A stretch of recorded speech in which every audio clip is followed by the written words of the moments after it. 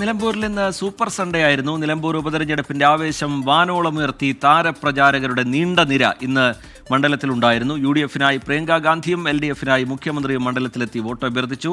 Trinamool Congress MP Yusuf പത്താനുമായി road show നടത്തിയാണ് PV Anvar കരുത്തുകാട്ടിയത്. നിലമ്പൂരിൽ ഇന്ന് കണ്ടത് സൂപ്പർ സൺഡേ. കടുവ ആക്രമിച്ചു കൊലപ്പെടുത്തിയ ഗഫൂറിന്റെ വീട്ടിലാണ് ആദ്യം പ്രിയങ്ക ഗാന്ധി MP എത്തിയത്. തുടർന്ന് ആര്യാടൻ ഷൗക്കത്തിനായി വോട്ട് അഭ്യർത്ഥിച്ച് മൂത്തേടത്തും നിലമ്പൂരിലും.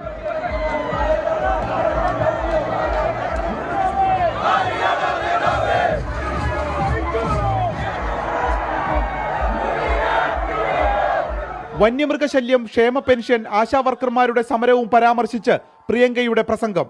നിങ്ങളുടെ ജീവനും ജീവനോപാധികളും രാഷ്ട്രീയവൽക്കരിക്കാൻ ഇട നൽകരുതെന്ന് Priyanka Gandhi. We will not accept a politics that ignores our needs, that ignores our issues, that does not help us to stand up on our own feet and does not strengthen us as a community and as a people. Now, to stand united, to vote for those who work hard for you, who understand that honesty towards you, that dedication towards you, that service towards you is why they are all assembled on this stage. മണ്ഡലത്തിൽ camp ചെയ്തിരുന്ന മുഖ്യമന്ത്രി ഇന്ന് 3 ഇടത്ത് നടന്ന LDF കൺവെൻഷനുകളിൽ പങ്കെടുത്തു. കോൺഗ്രസ് സ്വീകരിക്കുന്ന നിലപാട് ആരെയും അകറ്റേണ്ടതില്ല, എല്ലാവരെയും കൂടെ കൂട്ടാമെന്നാണ്. 4 വോട്ടിന് വേണ്ടി രാഷ്ട്രീയ ചെറ്റത്തരം കാണിക്കുന്നൊരു മുന്നണിയല്ല LDF. ഞങ്ങൾക്ക് ഒരു വിഘടന ശക്തിയുടെയും ഒരു വർഗീയ ശക്തിയുടെയും പിന്തുണയോ ആശീർവാദമോ ആവശ്യമില്ല.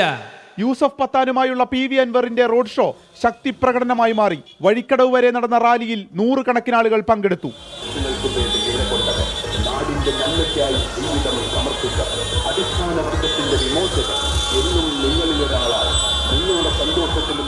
अनवर जी के लिए मुझे बहुत खुशी है कि उन्होंने जो काम किए हैं वो काम की वजह से उनको इतना प्यार यहाँ पर मिल रहा है और ये देख के बहुत अच्छा लग रहा है मुझे.